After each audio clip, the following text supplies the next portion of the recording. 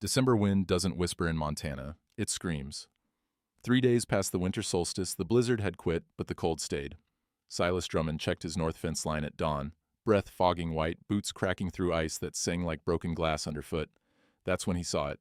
Dark shape in the snowdrift, blood trail leading back toward the hills, frozen black against white. Boy, Apache, maybe 16, collapsed near the property line with an arrow through his chest. Smart thing was ride to Fort Benton. Let the army handle it. Legal thing, too. But Silas had buried enough people on this land. He lifted the boy onto his shoulders, carried him inside while wind howled accusations, pulled the arrow while fire roared in the stove. The boy whispered one word before passing out. Dakota. His father's name, War Chief. By dawn, both armies would know what Silas had done. The cabin held 3 sounds that first night. Fire crackling, boys rattling breath, Silas's boots on floorboards. He changed bandages by lantern light. Pine pitch sealed the wound, dark and sticky, smelling like Christmas and blood mixed wrong. The boy's skin burned like coals pulled from the stove. Silas had done this before. In the war, pulling metal from men who screamed in 3 languages. After, when neighbors got stupid with axes or horses. Never saved his own wife, though. Never saved his own son. 5 years he'd lived alone here. 5 winters since Marjorie and the baby died when the doctor couldn't reach them through a storm. He'd stopped asking God why his hands could pull arrows but couldn't stop bleeding. The boy thrashed at 2 a.m, fever spiking. Muttering Apache words Silas couldn't parse. Maybe prayers, maybe curses, maybe just the sound fear makes leaving a body. Silas pressed snow water to cracked lips, held thin shoulders down when convulsions hit. Added another log. The fire ate it hungry. At 4, the boy's chest went still. Silas counted. 1, 2, 3, 4, 5. Gasp. Shallow breath returned, smelling copper and sage. He kept watch until pale light crept through frost-covered windows, making ice patterns like scattered bones. The 3rd morning, the boy's eyes opened, dark and wary, tracking Silas across the cabin the way deer watch wolves. "You're in my house." Silas's voice came rough from disuse. Sounded like boots on gravel. "Arrows out. You'll live or you won't, but you'll do it warm." The boy's gaze moved slow, took in the stove, the rough-hewn walls, the 2 tin plates Silas was setting on the table. Habit, 5 years of it. Silas filled both plates with beans and salt pork, then cleared one away without thinking, scraping it clean into the slop bucket, wiping it dry with a rag that smelled like lye and old flour. The boy watched this whole ritual, understood something in it that Silas had stopped seeing. "Why?" The word came cracked and faint like ice breaking. "Why you help?" Didn't see much choice. "Apache. Enemy." Silas set the plate down harder than he meant. "You're a boy with a hole in him, that's all I saw." Long silence. Wind pushed against the shutters, making them creak. Somewhere outside, a magpie called. Harsh sound that meant territory, meant warning. The boy lifted one hand, pointed to Silas's face, then his own eyes. "Shachai," said it soft, like a gift being placed on a table. "Kind eyes." Silas didn't know the Apache word, but he understood naming when he heard it, knew it meant something had shifted, some debt or bond forming whether he wanted it or not. The boy ate broth that afternoon, slept without fever that night. On the 4th morning, he carved something on the bedpost with his knife, a symbol Silas couldn't read but didn't stop. The scraping sound filled the cabin, patient and deliberate. "My father." The boy tested English words like stepping on ice, seeing if they'd hold. "Dakota, War Chief." The name settled in the cabin like a third presence, heavy, watching. Silas understood then what he'd done. Hadn't just saved a boy, saved a chief's son. And somewhere in those frozen hills, that chief was following the blood trail to this exact door. He checked the wound, still holding, pine pitch doing its work. "How many men does your father lead?" The boy held up both hands, opened and closed them, 10 times, 200 warriors. Silas added wood to the fire. The smell of burning pine filled the cabin, clean and final, like decisions being made in smoke. Outside, wolf tracks circled the property. He'd seen them that morning, cutting through fresh snow. Not hunting the chickens, just circling, waiting.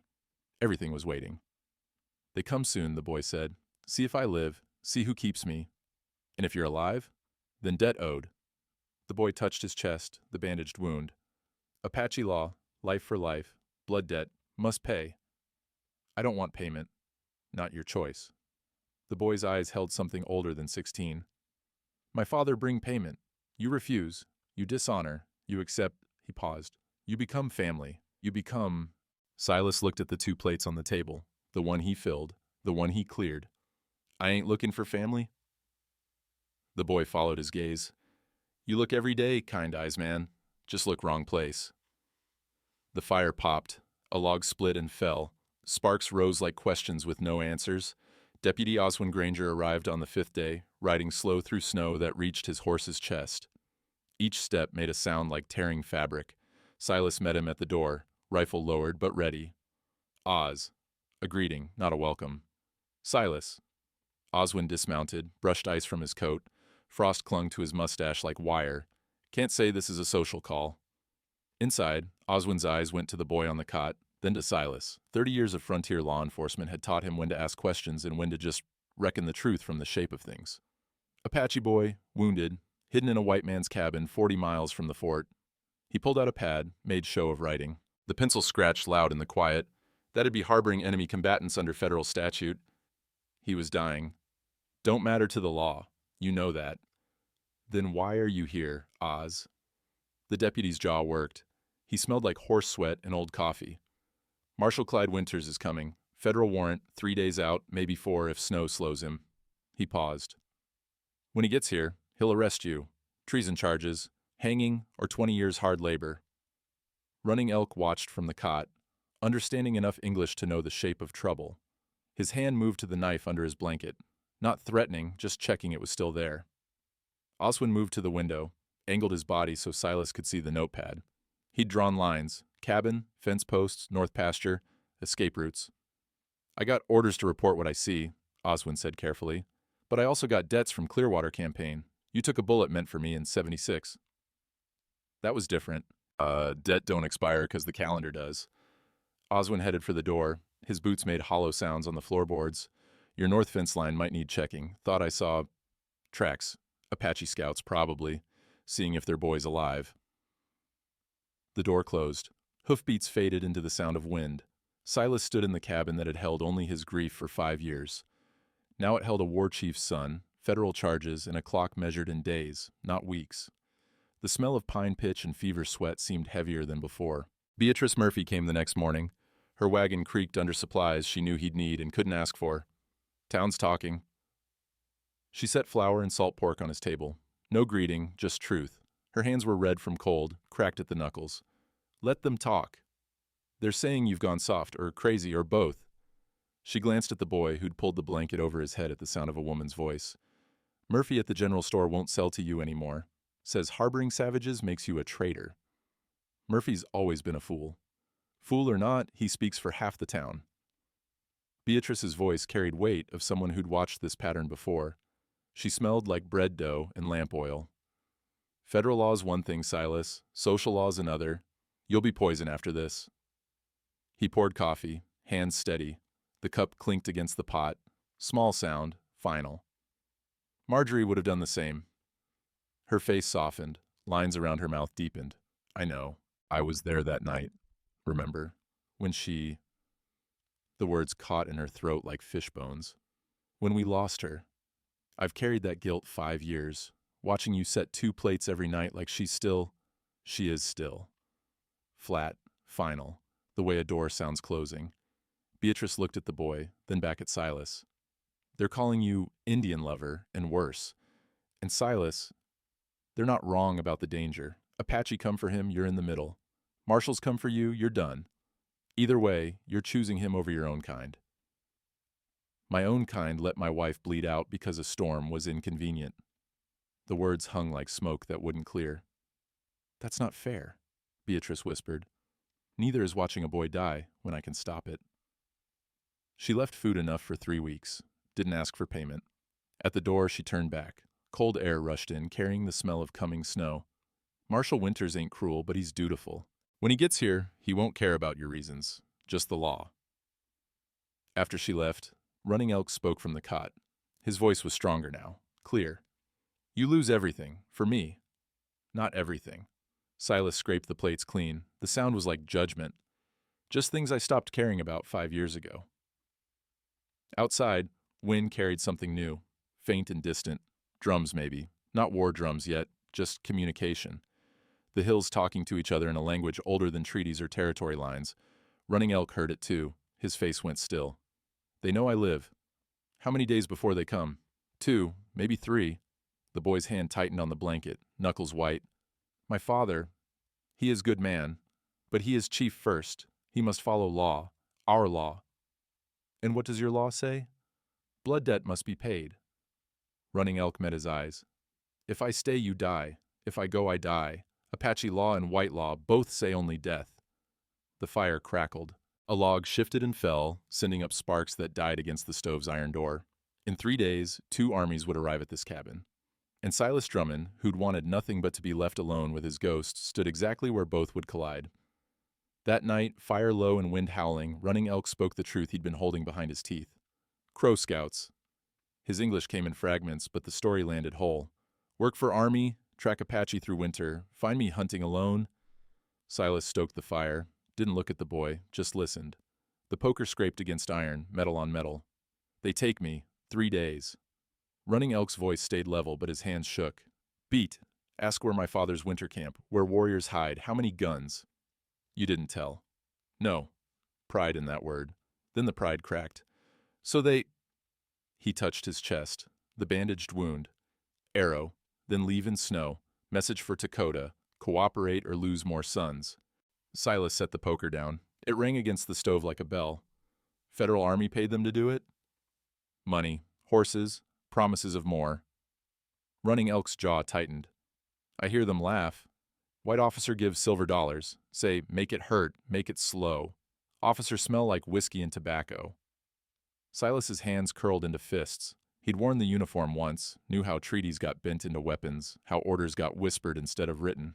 Your father's coming for you. Yes, with law. Running Elk met his eyes. Apache law, life saved, debt owed, blood debt, must pay.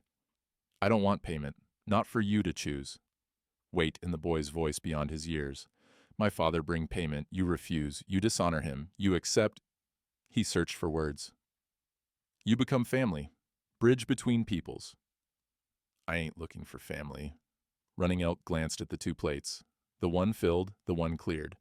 You look every day, kind eyes man. Just look wrong place. The fire popped. Sparks rose like small hopes dying. What kind of payment? Horses, furs, food for winter. Running Elk paused. His face went careful. Sometimes, woman, to make family bridge real, not slave, not forced, but offer, witnessed by elders, her choice and yours. Silas's stomach turned. The beans he'd eaten sat heavy. I won't, not force, never force. Running Elk's voice was firm. Apache way, woman choose to stay or go, if stay she free. Does work because she want family, not because she owned. If go, debt still paid by other means, but offer must be made. Honor demands. This whole thing's backwards. 2 laws coming, kind eyes man. Running Elk shifted on the cot. Wood creaked beneath him. White law says you criminal. Apache law says you family. Which you choose? I choose keeping you alive long enough to walk out of here. Running Elk smiled faint. First time. Small crack in the ice. Then we both in trouble. Oswin returned after dark. No lantern. Moving like a man who didn't want to be seen. One knock, their old signal from cavalry days. Inside, he dropped a burlap sack on the table. It landed heavy, smelling like jerky and gun oil, dried meat, ammunition, medical supplies. Marshals delayed. Oswin's breath still came fast from the ride. Ice storm hit Southern Pass, maybe 2 more days before he clears it. You slowing him down? I'm filing reports that need revision. Brief grin. Amazing how much paperwork needs correcting when you want it to. He spread a hand-drawn map on the table. Rough lines in pencil, but clear. If you run, go north to through Copper Creek Ravine. Narrow, but Apache know it. Marshal won't follow. It's off federal land. Treaty territory. I'm not running. Then you're hanging. Maybe. Oswin looked at Running Elk, then back to Silas. The lantern light made shadows jump on the walls like nervous horses. What's your play here? You can't fight the law. Can't fight the tribe if they come angry. And you sure as hell can't do both at once. I can stand in my door and not move. That's not a strategy, that's suicide. It's principle. Principle don't stop ropes or bullets. Oswin's voice went hard. Older brother trying to save younger from himself. Running Elk spoke from the cot. Apache come tomorrow. Maybe next day. They watch now from hills. Wait to see if I live, if Kind Eyes man keep me safe. How many? The boy held up both hands, opened and closed them. 10 times. 200 warriors. Oswin breathed the words like prayer. Jesus Christ, Silas. They not attack, Running Elk said. They come for law, for debt, for... He searched for the English word. Honor. And the marshal? He comes for law too, Silas said. Just different kind. Oswin rubbed his face. His hands made rough sounds against stubble. So you got 2 armies coming, both claiming they got the right law, and you're the idiot in the middle. None of that about sums it. And you're staying. I'm staying. Oswin grabbed his coat. At the door, he turned back. Cold air leaked in around the frame, smelling like snow and distance. I bought you 2 more days. After that, I got no more excuses. When Winters gets here, I'll have to stand with him. I know, but I'll stand slow. After he left, Silas checked the rifle he hadn't loaded in months. Not to use, just to have. The metal was cold enough to burn skin. Kind eyes, man. Running Elk's voice was soft, almost tender. You good, father. Already. The word landed like a stone in still water. Father. Silas set the rifle down, went back to feeding the fire. The logs shifted, settling into their burning. Outside, wolves howled, closer than before. Everything was closing in. Dawn of the 7th day broke pale and cold. Silas was splitting wood when he saw them. The ridge to the north, empty yesterday, now held a line of mounted warriors. 200 men on horses, breath steaming like dragons, absolutely still, watching. The axe stuck in the chopping block. Silas left it there, blade quivering. Running Elk appeared in the doorway, leaning heavy on the frame. My father. The center rider dismounted, walked forward alone, hands visible and empty. Each step made a sound in the frozen snow. Crunch, crunch, crunch. 50 paces from the cabin, he stopped. Chief Dakota was broad-shouldered, maybe 47, with an eagle feather at his shoulder and a beaded chest plate that caught weak sunlight like scattered coins. His face carried the map of a man who'd lost too much and protected what remained with steel and prayer both. Silas stepped off the porch, rifle down. His breath made clouds between them. They stood in silence, measuring. The smell of pine smoke from the cabin mixed with horse sweat from the ridge. Somewhere, a raven called. Rough voice like a prophet nobody wanted to hear. My son. Dakota's English was broken, deliberate. Each word chosen careful. You save. Debt owed. I didn't do it for payment. Apache law. Life for life. He gestured back toward his warriors. Debt must close. Circle must complete. From the line, horses moved forward. Not warriors, women. 20 of them, dressed in traditional deerskin and trade cloth, faces calm but eyes watchful as deer at a crossing. 20 women. Dakota's voice carried like a judge reading sentence. You choose. One stays. Debt closed.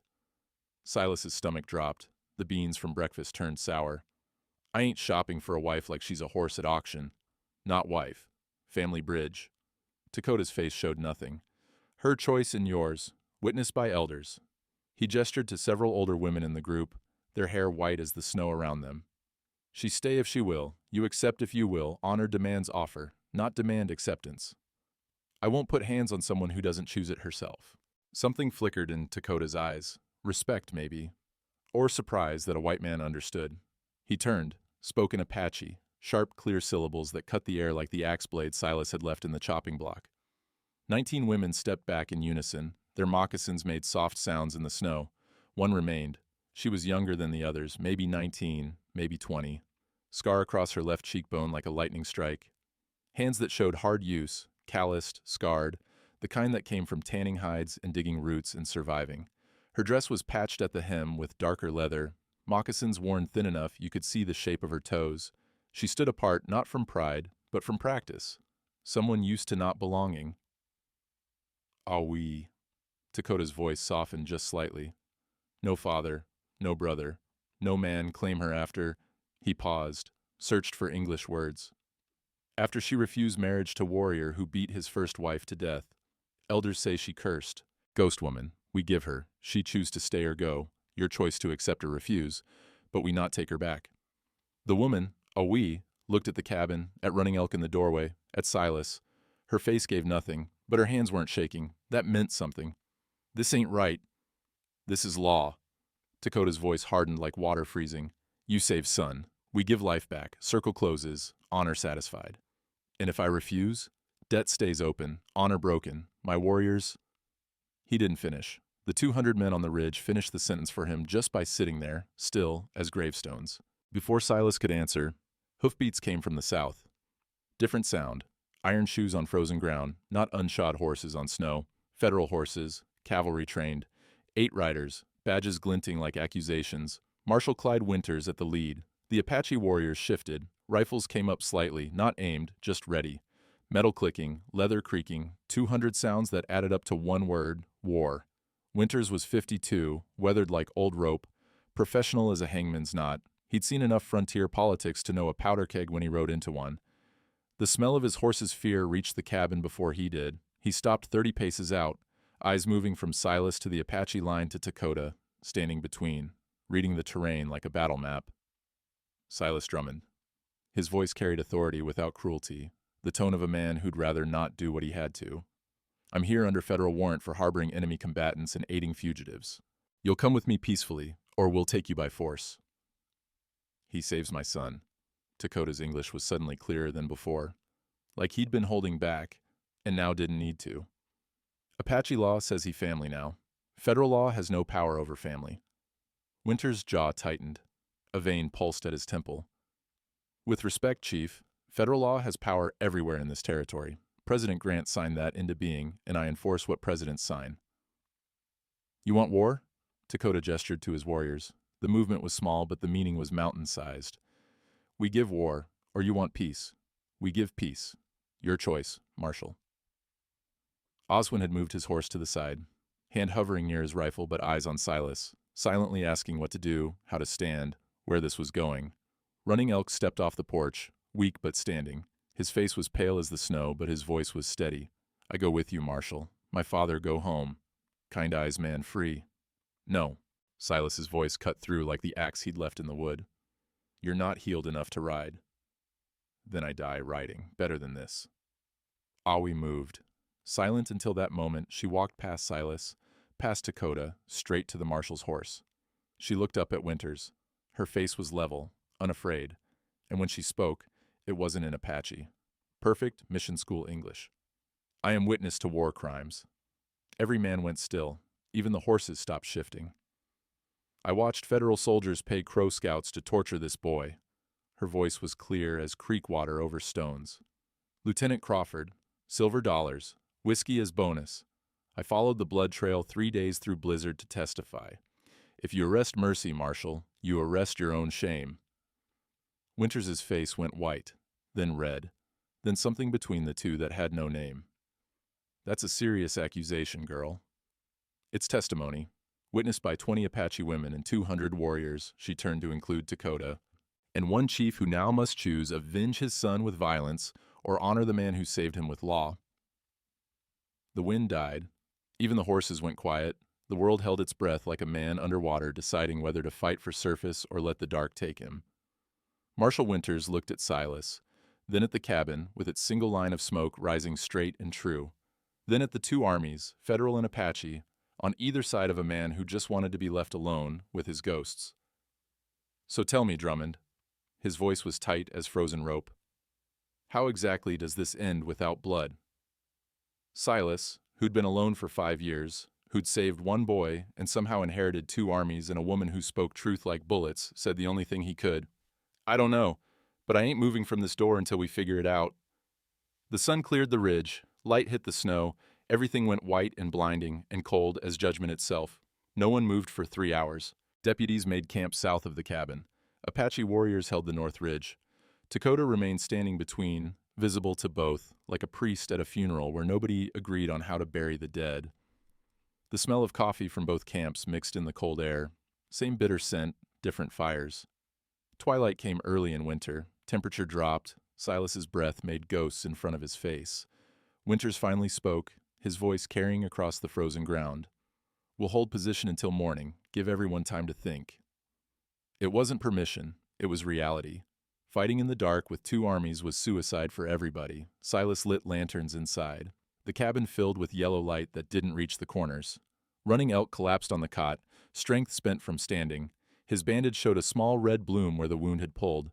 Awi stood near the door, waiting. "You can sleep there," Silas pointed to the second cot. "Or leave if you want, door's not locked." And she didn't move toward the cot, moved to the table instead. Saw the two plates from breakfast still sitting there. Understood something in that habit that Silas had stopped seeing years ago. Quietly, she set a third plate. The sound of tin on wood was small, final, like a door opening that had been nailed shut. Silas froze, stared at the table. 5 years of ghost-keeping, broken by one silent gesture from a woman he'd known for 3 hours. She cooked without asking. Beans and salt pork, same as he'd been making for years, but somehow it smelled different. She moved around the cabin like someone who'd learned to take up minimal space but still be useful. Her moccasins made whisper sounds on the floorboards. When Silas pulled Marjorie's quilt off Running Elk to check the wound, Awi saw the tear from the arrow, saw the old bloodstains, brown now, not red, saw the frayed edge where mice had gotten to it one winter when Silas hadn't cared enough to store it proper. She took it, began mending by lamplight. "That was my wife's." Not harsh, just stating fact, the way you'd say, "That's my rifle," or "That's my land." Awi nodded, kept sewing. Her hands moved quick and certain, needle flashing in the lantern light. Halfway through, she ran out of thread.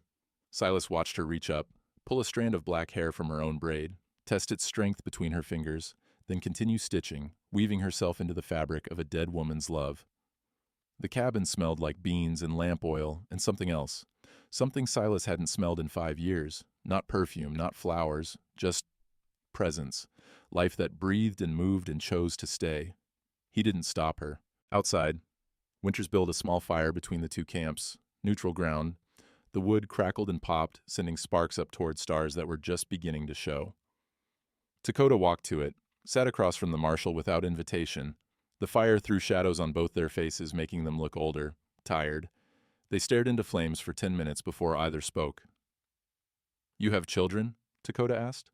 His English was fully clear now. No more broken words. The act was done.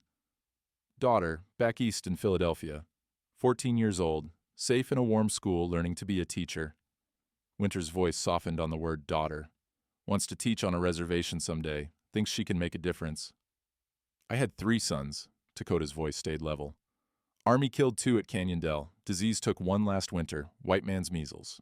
This one," he gestured toward the cabin. "Last one, only 1." Winters absorbed that. The fire popped.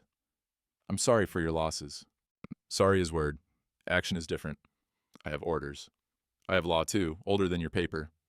Dakota fed a stick to the fire. It caught immediately. "Law that says, man who saves drowning child becomes brother to the water. Man who saves frozen child becomes brother to the fire.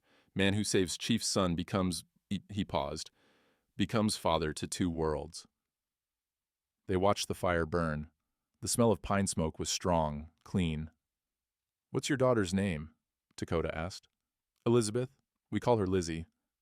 Winters smiled faint. "She writes me letters, long ones, about books she's reading, ideas she's having about how to fix the world." "If Lizzie dying in snow, an enemy saves her, what you do?" Winters didn't answer right away. The question sat between them like hot coals. "I'd owe that enemy my life, maybe more." "This is same. But federal law, your law says my son is enemy. My law says he is son." Dakota met his eyes across the flames. "The man in that cabin, he sees boy, not enemy. He sees human, not color. Your law blind to that, makes rules for things it cannot see." Winters rubbed his face. His hands made rough sounds against 3 days of stubble. "If I don't enforce federal statute, I lose my position. Maybe get arrested myself for dereliction.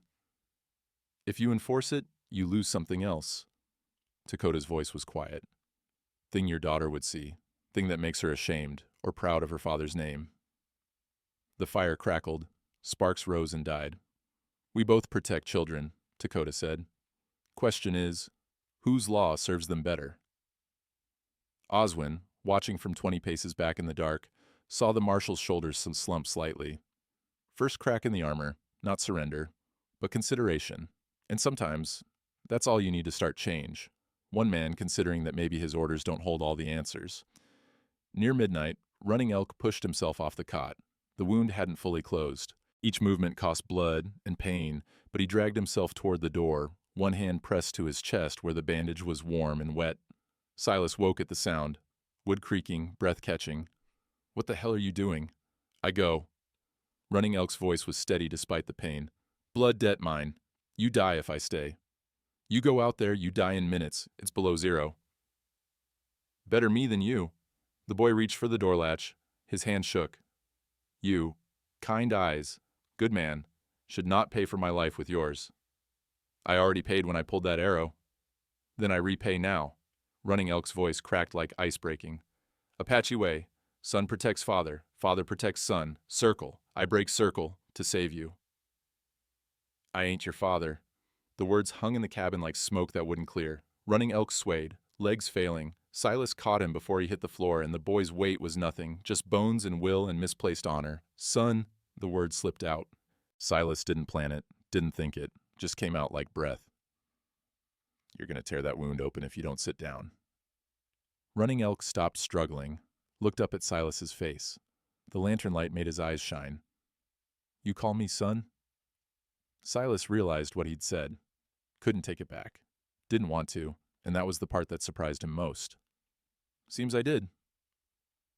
The boy's eyes filled, not tears, something deeper, recognition, the kind that happens when a name you've been calling yourself finally gets spoken out loud by someone else. "Then I stay." His voice was fierce despite the weakness. Sons don't leave fathers alone to face enemies. Silas helped him back to the cot.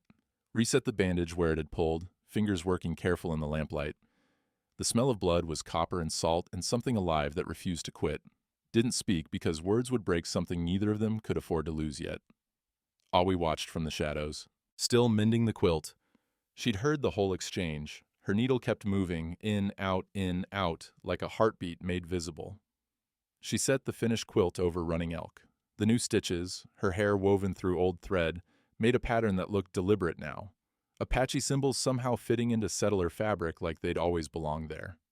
"Family," she said. First word she'd spoken in the cabin since her testimony. Neither man argued. Dawn brought Dakota back to the fire. Winters was already there, hadn't slept by the look of him. His eyes were red-rimmed, face gray. "I have solution." Dakota's voice cut through the cold. "I'm listening." "Treaty of Fort Laramie, 1868, Article 7. You know it?" Winters frowned. His hand moved to his coat pocket where he kept a small law book. "I'm familiar with the treaty.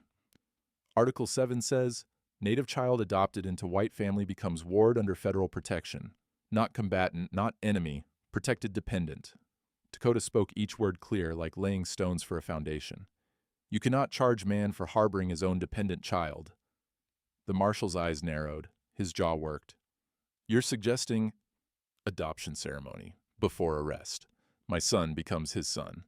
Dakota gestured toward the cabin where smoke rose straight and true in the still air. "Federal law protects wards. Cannot prosecute man for saving his own family." Winters turned to Oswin, who'd appeared at the edge of the firelight. "Is that accurate?" The deputy pulled out a worn law book he'd brought. Pages rustled like dry leaves. "Article 7 does create protected status for adopted dependents. If the adoption is witnessed and recognized by tribal authority," he looked up, "and if it happens before the arrest warrant is executed, technically the harboring charge becomes moot. He'd have been providing emergency care to a minor who's now his legal dependent." "This is a trick." But Winter's voice had no heat in it, just exhaustion. "This is law meeting law." Dakota's face was stone. "Your law and mine, finding middle ground. You want war? We fight. You want peace? We make adoption legal under both systems. Your choice, Marshal." Winters looked at his 8 deputies. They looked back, waiting, wanting someone else to make the decision so they wouldn't have to carry it. Then he looked at the 200 warriors on the ridge. The sun was rising behind them now, making them into silhouettes that could have been statues or soldiers or angels of death, depending on how you squinted. Then at the cabin, that single line of smoke, one man and one boy and one woman who'd all somehow become the fulcrum on which territory law was balancing. "If I allow this, I'm not granting amnesty." Winters' voice was careful, legal.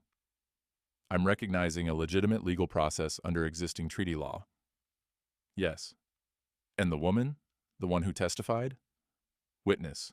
She testifies to federal crime if needed, if you pursue arrest, or she stays silent if ceremony honored and respected. Her choice. But testimony exists, is known, cannot be unknown. Dakota's meaning was clear as creek water. If you push this, the war crimes come out. If you don't, we all walk away clean. Oswin stepped closer. His boots crunched in the snow.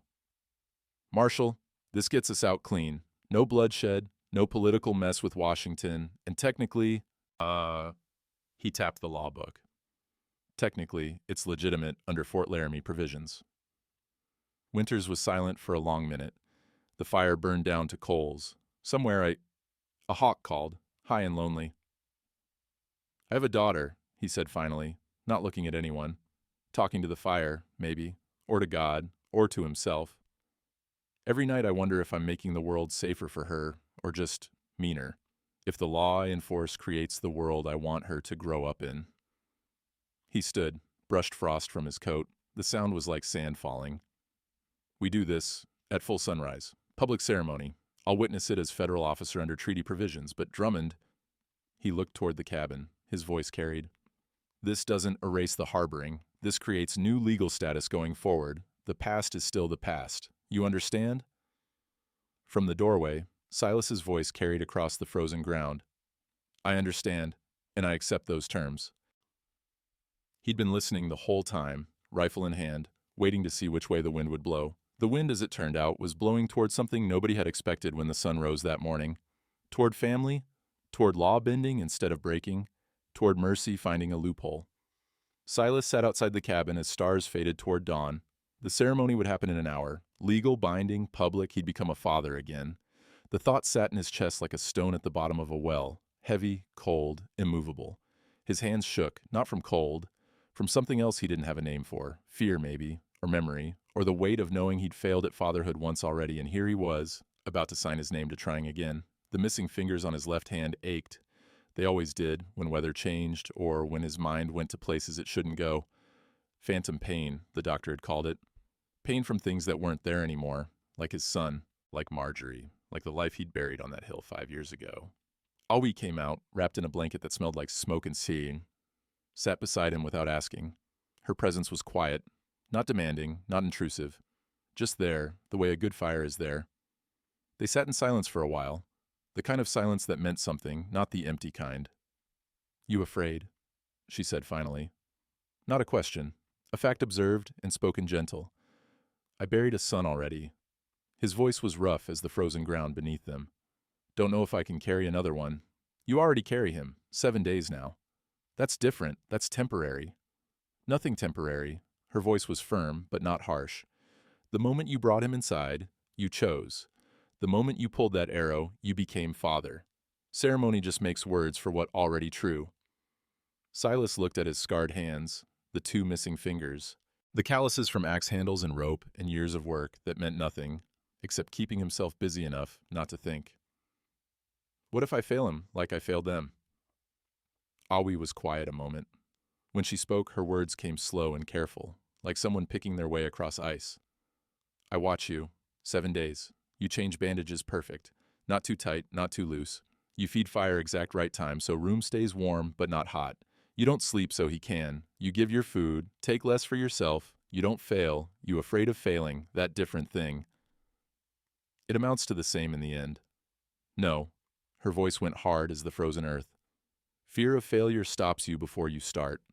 Actual failure teaches you after you try. You never failed your wife. Weather failed her. Doctor failed her. Distance failed her. But you sat with her. You tried. You did everything man could do. That is not failure. That is love meeting limits. The words hit like fists. Silas's throat closed. 5 years, he'd carried the weight of that night. 5 years of thinking if he'd done something different, stocked more supplies, kept the doctor closer, built the cabin nearer to town, she'd still be here, the baby too. She bled too fast, he said, voice breaking on the words. I couldn't stop it. My hands, these hands that can fix fences and pull arrows and do everything else, they couldn't stop her bleeding. Hands are not magic. Hands are just hands. Awi's voice was gentle now. Sometimes bodies break in ways hands cannot fix. That is not failure. That is being human in a world that breaks things. Inside, Running Elk stirred. His voice came weak but clear through the open door. Kind eyes, man. You not have to do ceremony. I release you from debt. Silas stood, went to the doorway. What? You save me. That enough. The boy's face was pale in the lamplight, but his eyes were steady. I tell my father, no adoption needed. We go home. You stay free. No armies, no laws, no trouble. Just thank you for life. That all. And the federal charges? Maybe they forget, maybe not. But you not forced to be my father if your heart not ready. I not put that weight on you. Running Elk's voice cracked. You carry enough ghosts already. I not become one more. Silas looked at the boy, 16 years old, wounded, offering freedom at the cost of his own protection. Willing to walk back into a world that had tortured him, left him for dead, just so Silas wouldn't have to carry the weight of one more person to fail. The love in that gesture was so clear it hurt to look at. Your heart ready? Silas asked. His voice came out rough. Running Elk's eyes held steady, no hesitation. I call you father in my heart 7 days now, from moment you give me name Kind Eyes, just waiting for you to hear it. Something broke in Silas's chest, or maybe something healed. Hard to tell the difference sometimes. Breaking and healing feel the same at first. Both hurt, both change you. I'm scared, he said. The admission cost him. I'm scared I'll fail you the way I failed them. Then we be scared together. Running Elk tried to smile, failed, tried again. Father and son, both afraid, both trying. That what family is, yes. Not perfect, just trying together. Always spoke from behind Silas. Fear means you care. Only dead things not afraid. You afraid because you love already. That is good sign, not bad. Silas looked at his hands again. The scars, the missing fingers, the calluses. These hands had pulled an arrow 7 days ago, had changed bandages, had fed fires, had done the work of keeping someone alive. Maybe that was enough. Maybe that was all fatherhood was, doing the work even when you were terrified, showing up even when you wanted to run, keeping the fire going even when you were down to your last log. Then I guess we better make it legal, he said. As sun broke over the ridge, both camps gathered. The snow reflected light so bright it hurt to look at. Everything was sharp-edged and clear, no shadows, no places to hide. Dakota stood in the center of the open ground between the camps, holding an eagle feather bound with red leather and glass beads that caught the light like small fires. Behind him, his warriors formed a semicircle, 200 men on horses, breath steaming, absolutely silent. Behind Silas, the federal deputies stood uncomfortable in their wool coats. They shifted foot to foot. Oswin stood closest, hand resting on his rifle but not holding it, ready but not threatening. The smell of horse and leather and morning cold filled the air, sharp, clean, like the world had been scrubbed raw. This ceremony old, Dakota said. His voice carried across the frozen ground like a bell. Older than your law, older than mine, older than treaties and territories and lines men draw on paper. When one man saves another's child, he becomes part of child's family. Blood or not, spirit makes it true. He spoke in Apache first, long, rhythmic phrases that rose and fell like music. The warriors responded in unison at intervals, deep voices, a sound like thunder held in check. Silas didn't understand the words, but he understood the weight. This was sacred. This mattered in ways that went beyond paper and signatures and federal recognition. Then Dakota switched to English. Silas Drummond, you save my son when others leave him for dead. You give fire when world give cold. You give food when you have little. You give name, Kind Eyes. Now I give you name in return. He held up the eagle feather. The glass beads caught sunlight and threw small rainbows on the snow. This feather from eagle who lives 200 winters, taken from sacred mountain by my grandfather's grandfather. It carry honor of all fathers who protect all children, not just their own blood, but any child who needs protecting. Running Elk stood next to Silas now, weak but upright. His face was pale but determined. He'd wrapped himself in a blanket, but his shoulders were back, proud. Dakota continued, voice dropping lower, more intimate despite the crowd. When I place this feather, you become father of two worlds.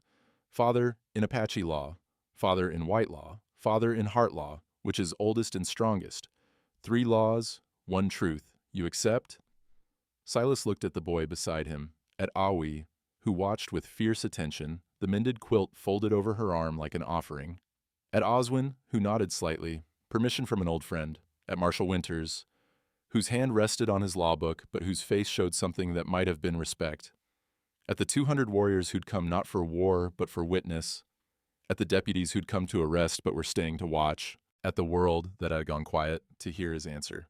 He thought about Marjorie, about the baby who never drew breath, about 5 years of setting 2 plates and clearing one away, about ghosts and grief and the way loneliness could kill you slower than cold, but just as sure.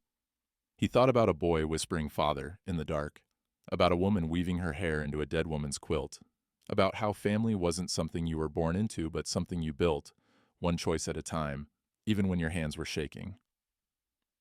"I accept," he said. The words came out steady, clear, final, as a door closing on one life and opening on another. Dakota stepped forward. He didn't place the feather in Silas's hair the way Silas had expected. He placed it in his hand, the scarred hand with 2 missing fingers, the hand that had failed to save his wife but had succeeded in saving this boy. "Winter took from you," the chief said, voice dropping to something almost gentle, something private, despite the crowd. "My son gives back." Then in Apache again, long rhythmic phrases. Awi translated later, but in the moment Silas just heard the sound, old and sacred and true. "He who saves a drowning child becomes brother to the river. He who saves a frozen child becomes brother to the fire. He who saves a chief's son becomes father to a nation." The warriors struck their staffs once in unison. The sound was like thunder, like the earth itself approving, like God saying yes in a language older than words. Running Elk placed his hand over Silas's, over the feather. His skin was warm despite the cold. Alive. "Shachei," he said, the Apache word he'd given Silas 7 days ago. "Father." "Son," Silas answered. And the word didn't hurt anymore. Didn't feel like failure, or ghost, or weight too heavy to carry. It felt like truth, like home, like a fire finally catching after a long, cold night. His hand closed around the feather and around his son's hand both, and for the first time in 5 years, Silas Drummond felt like maybe, just maybe, he could do this, could be a father, could build a family, could keep someone alive and safe and warm, could try, at least, and maybe trying was all anyone could do. The sun cleared the ridge fully. Light hit the snow. Everything went white and bright and new as morning itself. Marshal Winters stepped forward. His law book was open in his hands, pages fluttering slightly in the morning breeze. The sound was like bird wings. "As federal officer and witness under the provisions of the Treaty of Fort Laramie, Article 7, I recognize this adoption." His voice was formal, official, but something underneath it was softer, human. "Running Elk, son of Chief Dakota of the Chiricahua Apache, is hereby recognized as ward and dependent of Silas Drummond, with all protections afforded under federal and territorial law." He closed the book. The sound was final, as a coffin lid.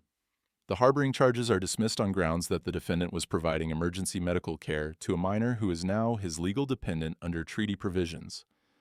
Oswin exhaled, visible relief. The other deputies lowered their rifles slightly, not putting them away, but no longer holding them ready. But Winters wasn't finished. "However," his voice hardened. Got that edge back that said he was still a marshal, still had authority, still enforced law even when it bent. "There's still the matter of how this boy came to be wounded on American soil, how federal soldiers came to be involved, how silver dollars and whiskey got exchanged for torture." He looked at Awi. "You said you witnessed federal crimes. I'm listening, and this time it's on the record." Awi stepped forward. The 20 Apache women moved with her, silent witnesses, council of elders, living proof. Their moccasins made soft sounds in the snow, like heartbeats. Like 100 years of women watching men make laws and break them. "I am Awi, daughter of Red Sleeve, killed at San Carlos Reservation in 1874. Her voice was clear, educated, stronger than it had been by the marshal's horse. "I followed this boy's blood trail 3 days through blizzard. I saw everything." She didn't rush, didn't falter, just spoke truth the way you'd pour water, steady, necessary, life-giving. Lieutenant Marcus Crawford of the 3rd Cavalry, Fort Benton Garrison. He paid 3 Crow Scouts, Benjamin Two Bears, Joseph Runs Fast, and Samuel White Fox, to track and capture Apache hunters. He paid them in silver dollars, 20 each, plus whiskey. I watched from the rocks where I'd taken shelter from the storm. Her voice never wavered. They beat this boy for 3 days. Asked where Chief Dakota's winter camp was. How many warriors? How many guns? When he wouldn't tell, they shot him with his own bow, left him in the snow as message. Lieutenant Crawford said, I heard his exact words, make it hurt, make it slow, make it a lesson. The silence that followed was absolute. Even the wind had stopped. These 20 women, Awi gestured, they can testify to the same. We all watched, we all saw, and we all followed the blood trail here to see if mercy existed anywhere in this territory. One of the older women spoke in Apache. Awi translated. She says, we watched white law torture a child. We watched white law leave him to die. Then we watched white man break white law to save him. Now we watch to see which white law is real, the one that tortures or the one that saves. Winters' jaw worked. His face had gone through several colors, white, red, gray. His hand trembled slightly on the law book. Lieutenant Crawford is a decorated officer, 20 years of service. Decorated with what? Awi's voice was sharp as broken glass. Blood of children? Silver paid for torture? I'll need evidence. Corroboration. I can't just... You have 21 witnesses. Dakota's voice cut through. You have blood trail that led here. You have boy with arrow wound. You have timing, 3 days before he arrived here. Crawford's unit was in North Territory. Check your own records, Marshal. Check where your soldiers were. Winters looked trapped, cornered, a good man caught between duty to truth and duty to institution. The smell of his fear mixed with the smell of morning cold, both sharp, both real. Oswin stepped closer. His voice was quiet but carried side. Marshal, I was at Fort Benton 2 weeks ago. Heard Crawford bragging in the officers' mess about sending messages to Apache bands. Thought he was just drunk talk. But now you see it wasn't talk. Awi finished. Winters rubbed his face. His hands made rough sounds against stubble and exhaustion. If I file this report, if I pursue charges against a federal officer based on Apache testimony, you do what's right, Dakota said simply. Or you prove their law is real and yours is just paper. The marshal stood there for a long moment, sun on his face, 2 armies watching, history pressing down like snow on a weak roof. Either it holds or it breaks, and you don't know which until it happens. I'll file the report, he said finally. Full investigation. If evidence supports the testimony, charges will be filed. Lieutenant Crawford will face court-martial. And if evidence disappears, Dakota asked, if investigation goes nowhere, then we speak again. The chief's voice was level, no threat, just fact. Less politely. Winters nodded, understanding the terms. Fair enough? He mounted his horse. Before leaving, he looked down at Silas, really looked at him, not as a marshal looking at a criminal, but as one father looking at another. I got a daughter back east, Drummond. Elizabeth, 14 years old. Every night I write her letters, and every night I wonder if I'm making the world she's inheriting safer, or just meaner. He paused. His voice got quieter. Today, I chose safer. I hope to God it was the right choice. It was, Silas said. We'll see. Winters turned his horse. Deputies, we're moving out. They rode south. 8 men on horses, getting smaller and smaller until they disappeared over the rise and into whatever came next. When the federal riders left, Dakota's warriors didn't follow. Instead, they rode to the tree line. Dismounted, pulled axes and saws from their packs. The sound of steel biting into wood filled the morning, sharp, rhythmic, purposeful. For 2 hours they worked. No words, just labor, trees falling, branches being stripped, wood being split and stacked. They cut pine, cedar, hardwood, stacked it in enormous cords against Silas's cabin wall. So much wood it looked like a second building, like a fortress made of fuel and future, enough firewood to last 2 winters, maybe 3. When they finished, every man was breathing hard. Sweat steamed off them despite the cold. The smell of fresh-cut wood and pine sap filled the air, sharp and clean and alive. Dakota approached Silas. His face showed nothing, but his eyes held something that might have been satisfaction, or peace, or just exhaustion from carrying the weight of keeping people alive in a world that wanted them dead. Blood debt paid, life for life. He gestured to the mountain of stacked wood. White man's fire kept my son breathing. Now Apache wood keeps your fire burning. Circle complete. This is too much. Is exactly right. Family does not let family freeze. Dakota's face cracked into something almost like a smile. Small, rare, real. You are father of 2 worlds now. That makes me, how you say, Grandfather who still lives. Strange for me, but good. Running Elk stepped forward, spoke to his biological father in Apache, long phrases Silas didn't understand but felt the shape of.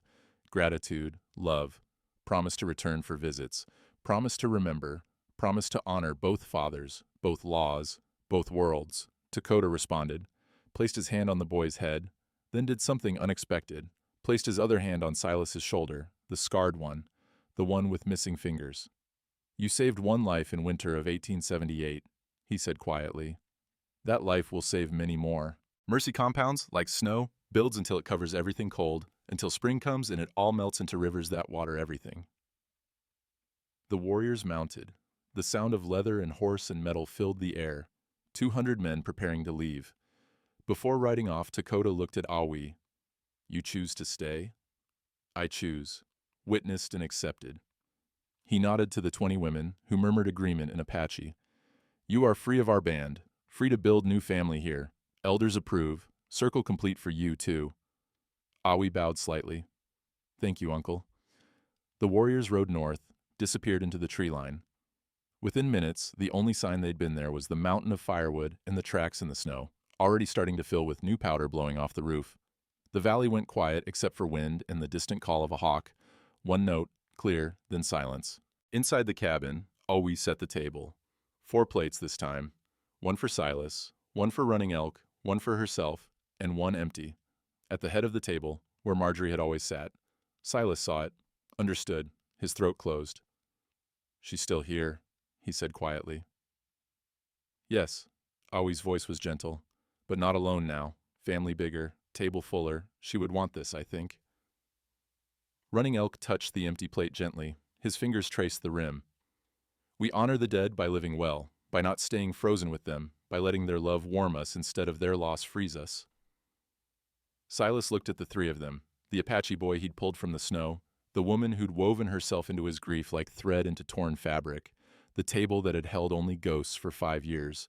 The fire crackled, wind pushed at the shutters, but inside, the cabin was warm, warmer than it had been in 5 years, not just from the stove, from breath and presence and people choosing to stay. And for the first time since he'd buried Marjorie, Silas didn't feel the weight of the world pressing him into the ground like snow on a weak branch. He felt something lighter. Hope, maybe, or just the absence of suffocating loneliness. He felt like a father again, like a man with purpose beyond surviving until tomorrow, like someone who mattered to people who mattered to him. Let's eat, he said, and they did. Spring came slowly to Montana that year. The snow melted first from the south-facing slopes where sun hit longest, then the valleys, then finally the high ridges where Dakota's warriors had watched. The blood trail that had led Running Elk to Silas's door, frozen for 3 months, washed away in the thaw. But memory stayed. By April, Running Elk could ride again. The wound had sealed into a puckered scar that pulled when he moved wrong, but it held. No infection, no fever, just proof he'd survived something that should have killed him.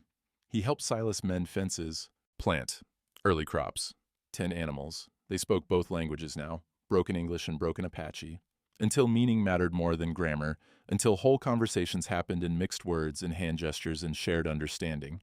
Awi kept the cabin, not as servant, not as wife, but as someone who'd finally found a place to stand and had decided standing was better than wandering. Her belly had begun to show by May, a quiet rounding she didn't announce but didn't hide. The child was hers. That's all anyone needed to know. That's all anyone asked. Yours? Silas had asked once, as gently as he could, afraid of the answer either way. Mine, she'd answered, voice firm.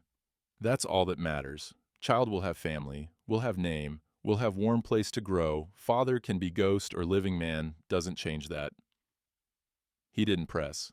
Family was who you chose, not what blood demanded. He was learning that.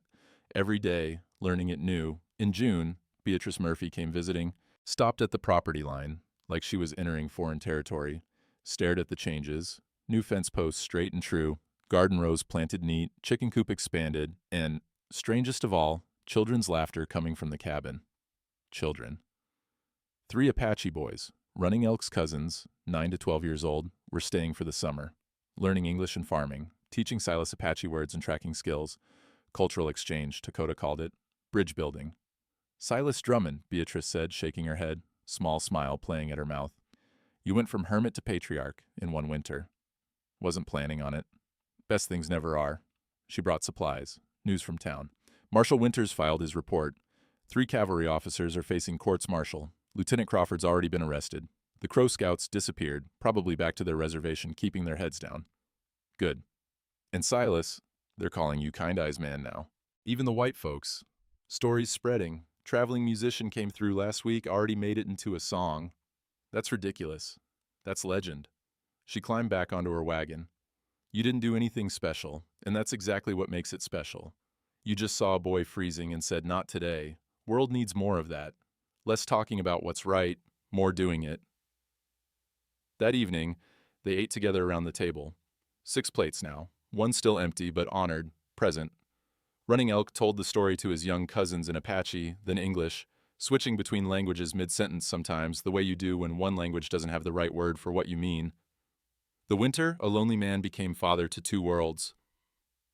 And listening, Silas realized this was how legends started, not with heroes, not with people trying to be special, just with people who refused to look away when looking away would have been easier. 15 years later, April 1893, Silas Drummond died in his sleep. He was 63 years old. Running Elk, now a man of 31, married, 3 children of his own, sat at his bedside, held the scarred hand with 2 missing fingers.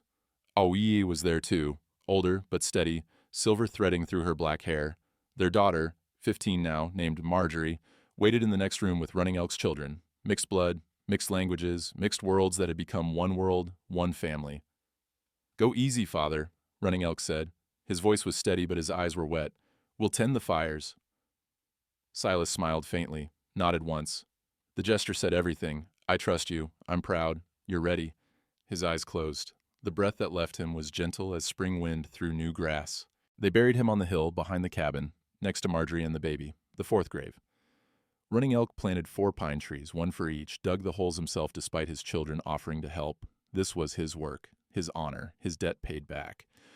Over the years, those trees grew tall and strong, stood together against every winter wind, roots tangling underground where no one could see but everyone knew. Connected. Family. In 1943, when Running Elk was old himself, 81, hair white as winter snow, but eyes still sharp, he told the story to his grandchildren. Half Apache, half white, wholly loved. They gathered in the same cabin, expanded now, but the original room still there. Heart of the house. "Your great-grandfather taught me that family isn't blood," he said. His voice was thinner now, but still carried the weight of truth. "It's who you feed when you're running out of food, who you warm when you're running out of wood, who you honor when they're gone." The children listened, eyes wide. Outside, snow was falling again, gentle. Not the killing kind, just the kind that makes the world soft and quiet and new. Every winter since, our families, Apache and white, share firewood. That's the law of the heart.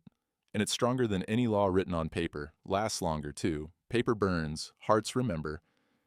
The 4 pine trees stood on the hill, branches heavy with white.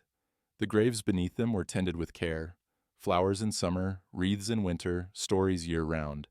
And if you stood there very quietly, you might hear what the wind carried through those branches, the crackle of fire, the sound of plates being set, laughter in 2 languages, the voice of a man who'd been alone, then chose not to be. Kind Eyes Man, father of 2 worlds, legend built from one choice on one cold morning. Not today, not while I have fire. The story of Silas Drummond and Running Elk became one of those legends that changes shape depending on who tells it. Some say 200 warriors came, others say 50. Some say the marshal backed it down from fear, others say he found his conscience, but everyone agrees on this. A lonely man found a dying boy in the snow, and neither of them were alone after that. I think about that story every winter when the wind picks up and the temperature drops. Think about how close we all are to freezing, not just our bodies, but our hearts. How isolation can kill you slower than cold, but just as sure. And I think about how the cure is simple, even if it ain't easy. Open the door, feed the fire, set another plate. Family isn't who you're born to. It's who you save when you could have walked away, who you honor when they're gone, who you remember in the empty spaces at your table. Silas Drummond could have left that boy in the snow. Law would have backed him. Town would have understood. He'd have been safer, legally and socially, but he'd have been alone. And I reckon he'd had enough of alone to last a lifetime. So he carried the boy inside, pulled the arrow, fed the fire, and somehow, in the process of saving one life, he saved his own. That's mercy for you. It compounds, builds like snow until it covers everything cold and makes the world soft enough to walk on again. Those 4 pine trees still stand on that hill in Montana. You can visit them if you pass through.